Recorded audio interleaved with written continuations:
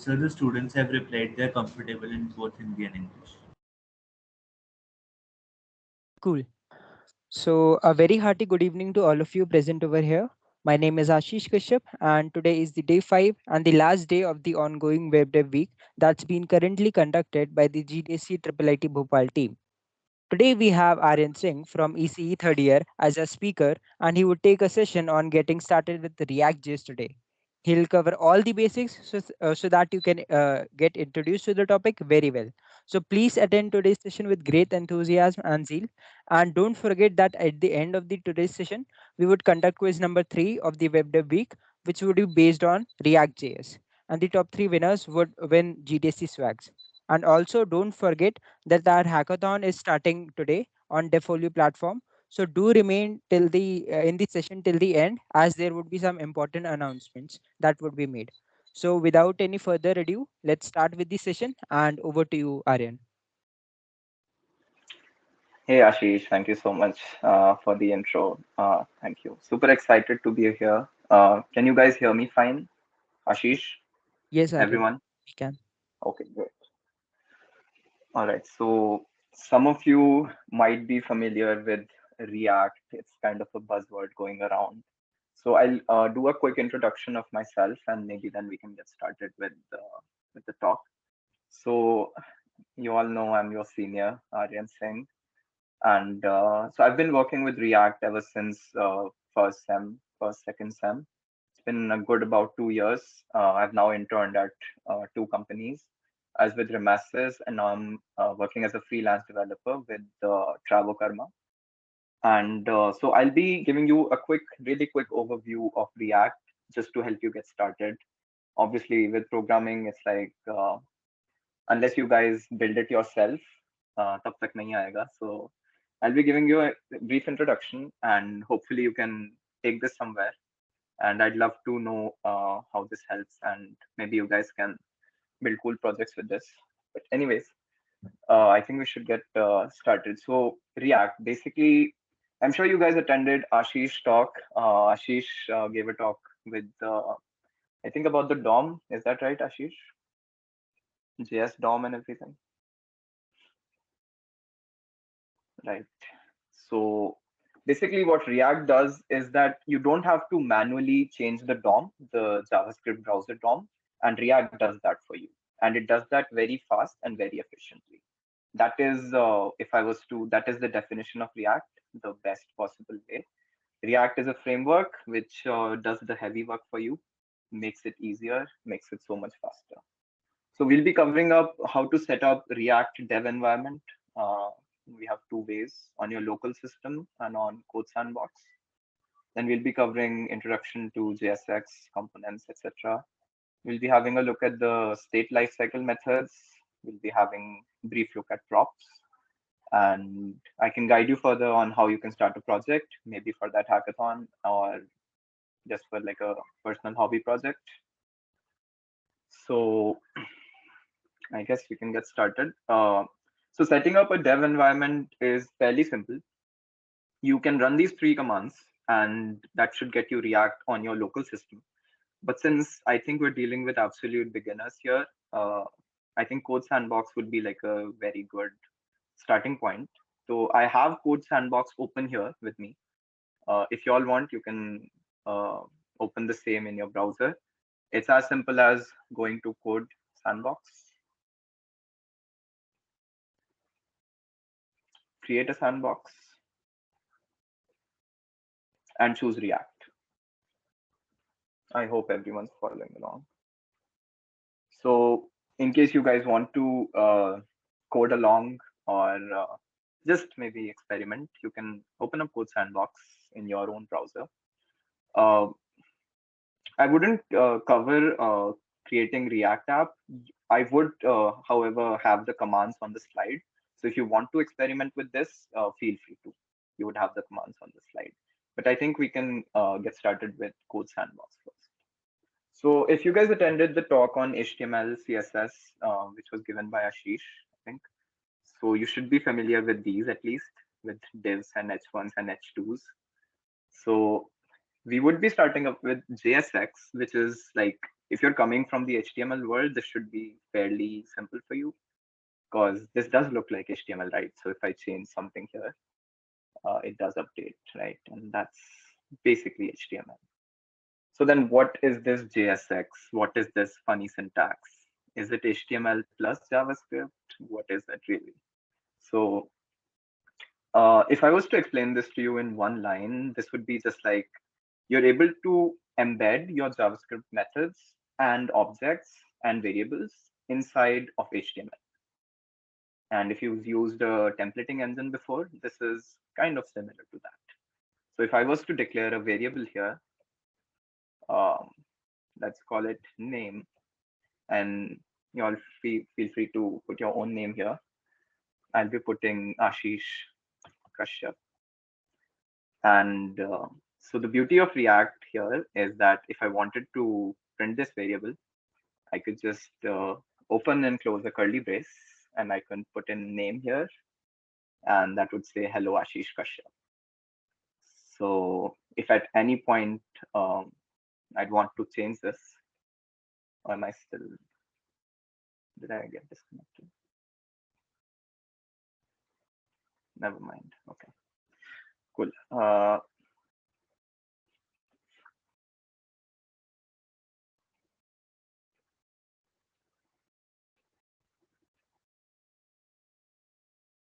Okay, so if any point we wanted to change this to some other name, we can just do that, and it just updates, right? So this is JSX, right?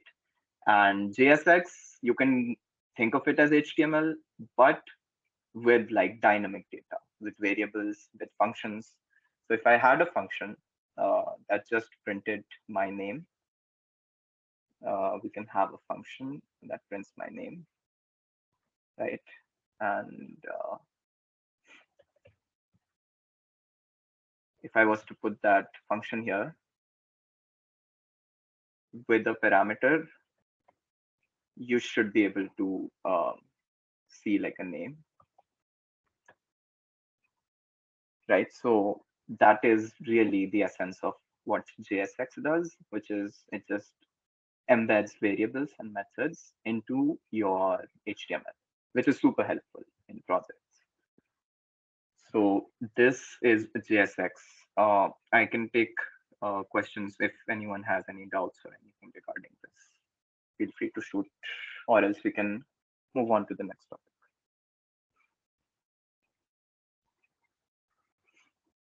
Okay, great. I take it that I don't have any other questions. Right. So what is state and what are hooks? So again, I'll give you a brief introduction about state. Let's take the same example with my name. I have my name here, and I am printing my name. But what's going on? Yeah. So, but if I wanted this name to be like a dynamic thing, if I wanted this to come from a server or from an API, then this would be a problem. So if I do update this name, it does not update in the UI, right? And you can see how that would be a problem. So to solve that problem, we have a hook called useState, which creates a state for you and a helper method with that. So if I was to create a state with my name, it would create a name and it would create a set name method, which is like a helper function. And so this is the same as a variable. So far, this is the same as a variable, but this method is what changes everything. So if I was to fetch data from an API and then I wanted to set my name, I could use this method and dynamically change my state, which is very helpful, right? So you can imagine if I was just like a constant variable, you cannot update that with new API calls and so on and so forth. So that is useState. So if we go over the slide real quick, the useState function returns an array which contains two items, item and set item. So in this case, we have name and set name, right? And the item is the variable which will store our value, and set item is an updater function which will be responsible to update the item. Simple as that. So set name, if you can use that. So if I was to call set name on our app load and set the name to, let's say, Ashish, it does that, right? So that is what our helper method is there for. And we'll come to UseEffect, but this is just an example to show you how set name actually works. Right, so this is about useState, which is like a very helpful hook for React. There's also UseEffect, which takes a function that can contain any kind of operation, right? So here I'm passing in ES6 function, which sets the name to Ashish. So UseEffect takes a function which can contain any kind of operation, including side effects, right? And it also takes a second argument, as you can see, which is like an array.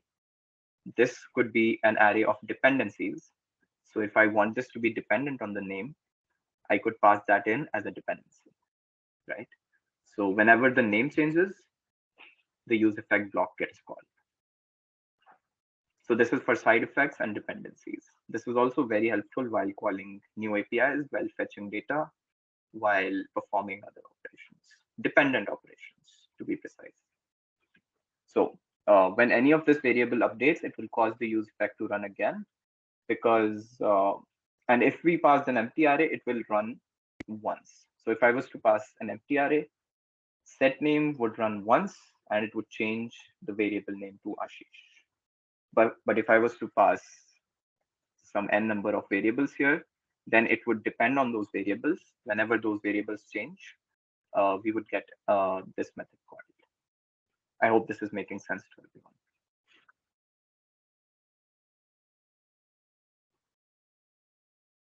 Feel free to ask if you all have any doubts. I won't mind being interrupted.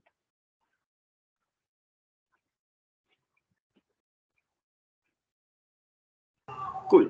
So yeah, do we have any questions? Does anyone I think I heard something. like, I guess their mics are disabled, so if we can enable them or enable their chat so that we can enable their mics. We could do that, however you have planned it. If you want to do it now, or we can also do it at the end of the session. Whatever is fine.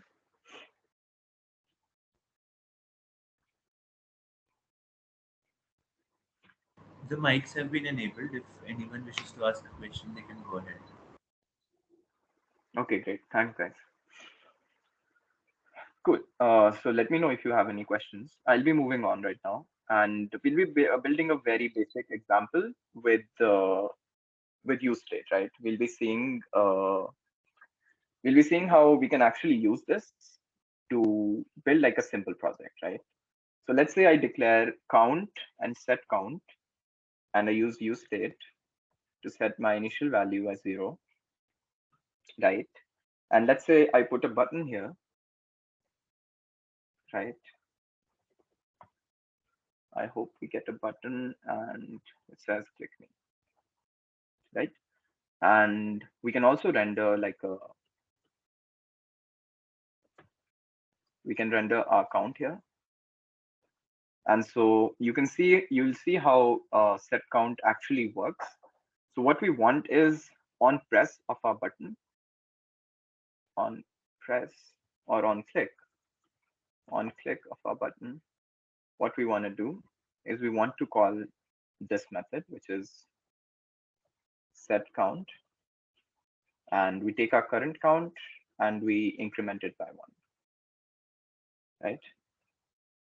And so it's as simple as that. We have UseState, count, set count, and on click of our button, we want to set count as count plus 1. So if I do click this once, it goes from 0 to 0 plus 1, which is 1. And if I keep clicking this, you can see it goes on forever, right?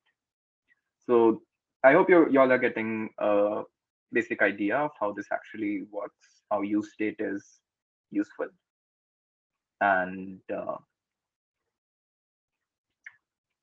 this is about it. I think this should be enough for a brief introduction. So I think we can move on to props. If anyone has any questions, I'll be waiting for a minute. You all can ask questions about all of the things that we've covered so far.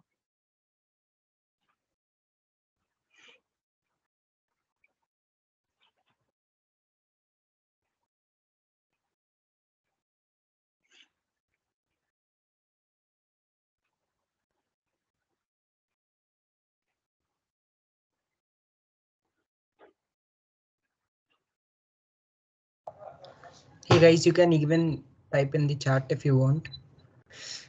Yeah, I'll be looking at the chat if you have any questions.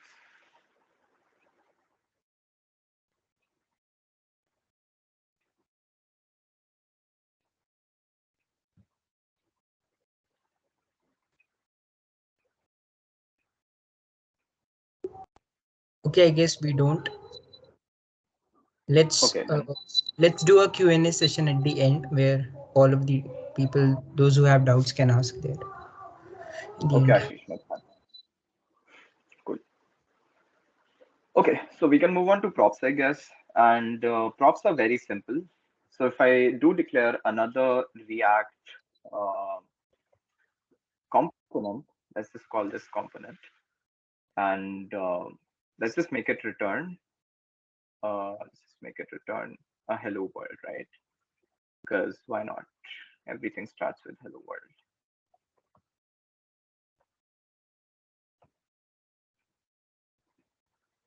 And so this is one component. And if I was to render this component here, you can see how we see hello world here. So this is again the beauty of React. You can literally separate out components and then reuse them inside your whole project, right? So I can again render the component and you'll see that twice. So now you see this is like a custom HTML tag, which is component. You cannot do this in plain HTML, which is why React is so convenient. Okay, great. So let's talk about props. So props is something you use when you want to pass in data from your main component into your children component, right? So let's say I have a name that I want to pass into the component. So I could pass in the name here and I would get that as props here. So instead of saying hello world, we can say hello props.name. And you can see it says hello Ashish now because we've set that to Ashish. And we can comment this out just to avoid confusion. And you'll see we have our initial state being rendered here, right? And so this is about props. So what we did is we had our state, we had the name and set name, which was name was our state. We passed that into our child component, which took in name, and we destructured that from props.name, and we rendered that in an h1 tag. So this is super helpful when we have a bunch of children component and one parent. So then we're passing in all our variables. We have them in one place and then we pass on to all of our children components. Right. So we could also pass in, let's say we have an age. Let's define age. And let's say the age is 20, right? And we can say you are props.age years old, right? And you'll see how it does not render anything yet. And it does not throw an error either because it's not able to parse the props.age because we haven't passed that in yet. So if I was to go ahead and pass that as props, you can see how we can now see you are 20 years old. And now we can do an n number of things with this. We can change this to 30, maybe on an API call, maybe fetching data, performing some methods, functions on this. And whenever this updates, it's going to update our props and it's going to update our child component. I hope this makes sense. So we use props in React to pass data from one component to another, from a parent to a child component. props is just a shorter way of saying properties. They're useful when you want the flow of data in your app to be dynamic, right? So we have our name and our age, and we're passing them down, and which keeps it all dynamic. So if I change my name here, you'll see that it also changes in our child component. So it did change in our parent component, but it also changes in our child component, which is so great, right? Also, if I change the age, it changes in the child component. Okay, I hope this makes sense. Cool. So we've covered JSX, which is HTML plus JS. That's like a naive way of describing it, but good enough for starters. And we have state and hooks. We looked at two hooks. We looked at useState and we looked at UseEffect. We can have a look at more examples with UseEffect, state, and props combined. And we also had a look at props. So now what if I was to move my button and my count down to my child component, right? And right now it'll throw an error because we don't have the count variable here. So I'll change that as props.count. And same goes here. Same goes here.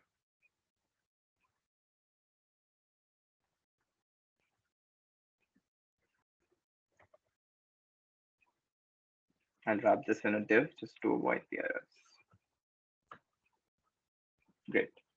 Good. So now you see that we do not see a count anymore, and nor do we do see the button, but it throws an error when you are click on the button, which is because we haven't passed in these props yet.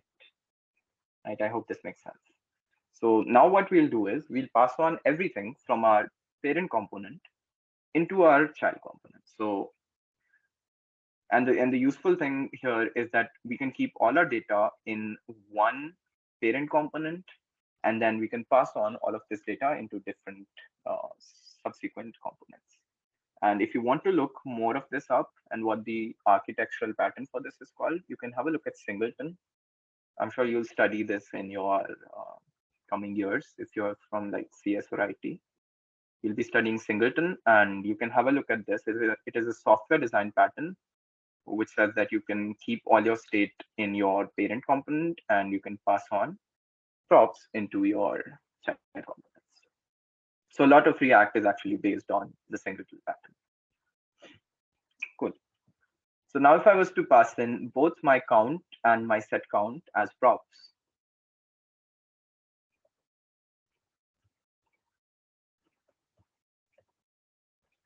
right? So I'm passing both of these as props. And now you can see that inside our child component, and actually inside our child component, we have props.count and props.setCount. So now you'll see that we are actually getting this rendered on the screen, which is because we passed that in into our child component. I hope this makes sense. Okay, so now if we do click this, we won't get an error, but we'll start getting this incremented again, which is because we've passed in our method here. This method is now being called properly. So now we have all our methods and all our states and variables inside our app component. And we are just passing that on to component. So the functionality part is being handled by app, but we can get all of that into our child components, which is great for structure and for larger apps, which is why it is suggested to use React for larger apps.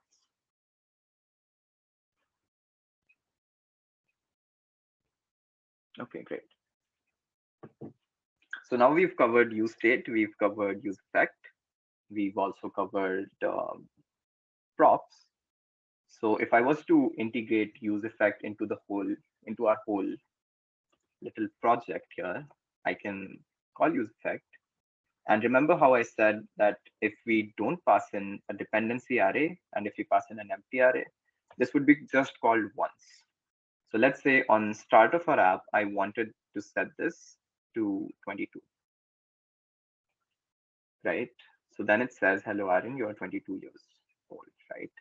And if I was to set the count, let's set the age to 22, and let's set the count to 5, for example, right? So now as soon as our app loads, and I can try refreshing this, as soon as our app loads, we get the initial count as 5, which is because we call the use effect without a dependency array, which set the state to 5. Now, if I was to comment this out, it's going to be 0 again.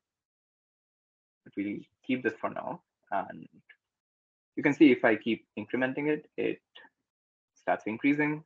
If I reload the app again, we go back to 5. I hope this makes sense.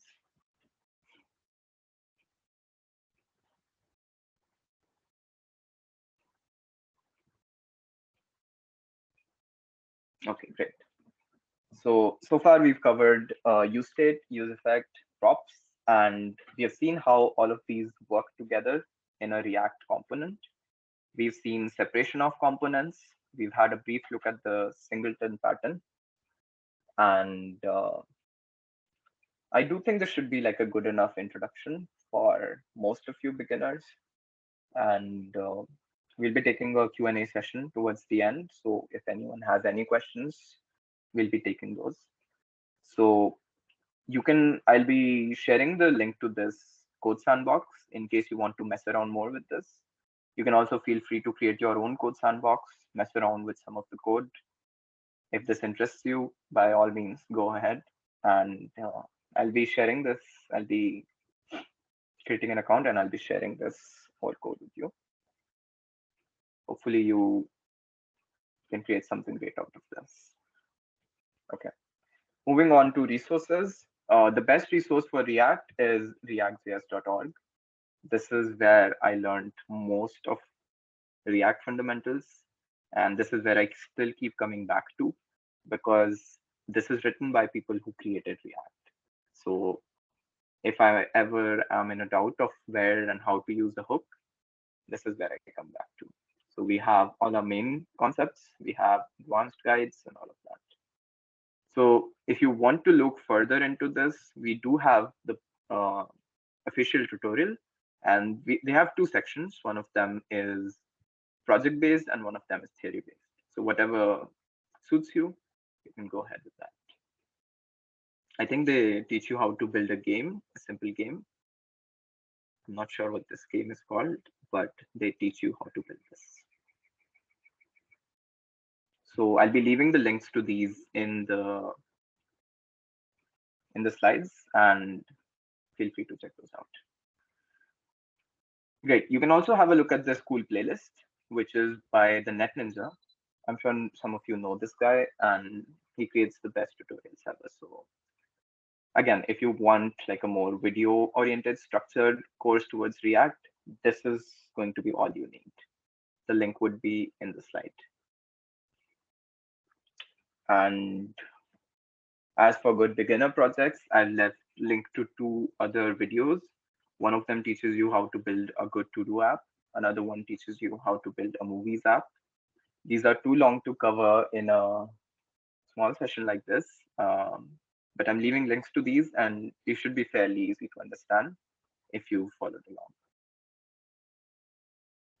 All right, I think that's it. Thank you for listening, guys, and we'll be taking questions. If you have any, all the links you can find in the slide, and I'll be sharing the code sandbox link as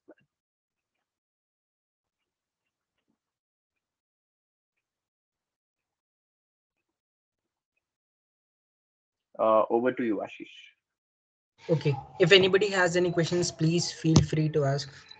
Other than what he has covered, you can ask him that also. If you want any Yeah, you can guidance, ask me anything about React. Yes. you can connect with him on LinkedIn as well. Yes.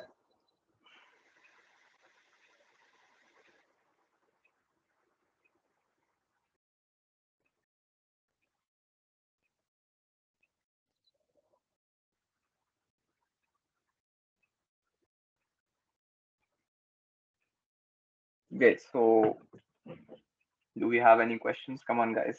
Don't be shy. तुम्हारे senior we are.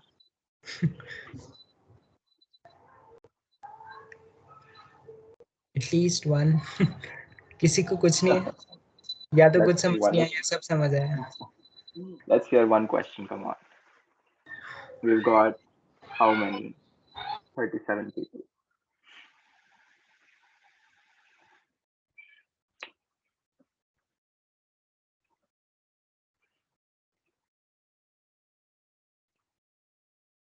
Ashish, do you have any questions? No. Okay, I guess we have. Yeah, sir. Right from first session, do we have to follow the sequence?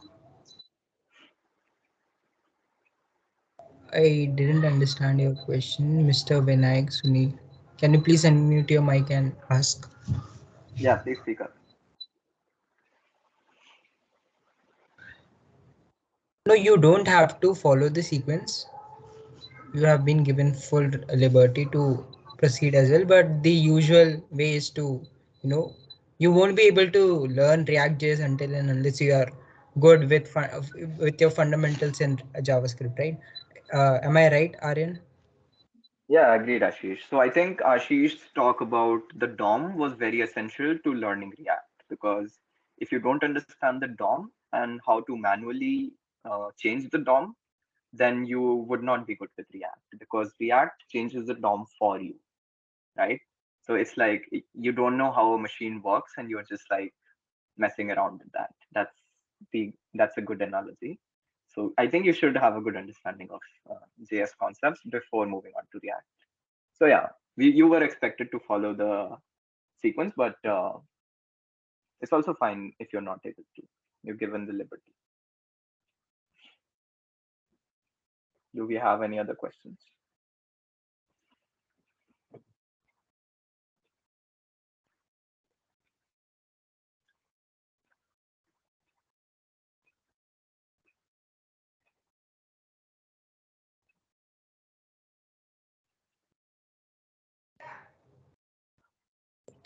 I guess we don't have any. Okay, great. So I guess we can conclude. And so thank you so much, Aaron, for conducting such a great session. And I Thanks hope for our having me here, participants Ashley. Thank you. got a great overview of what React.js is and its basic, like hooks and all. And we'll happy to have you on the future sessions as well if we'll conduct them. And the whole team of GDSC Triple IT Bhopal is grateful to you. And yeah, thank you so much for conducting a session for us. And yeah, it's quiz time now and chance for our participants to win free GDSC t-shirts. The syllabus of the quiz is pretty easy and is of beginner level and kind of based on today's session. So do note that in the event of an equal score, the ties would be broken based upon who submitted the form first, right? So do submit your form quickly while maintaining your accuracy, right? And also you need to be signed in your Google account if you aren't from the device from which you are planning to give this quiz, so as to make sure that everyone gets the same time to respond to questions. So I guess we can start the quiz if Tanav, can you please share the links and stop the recording as well?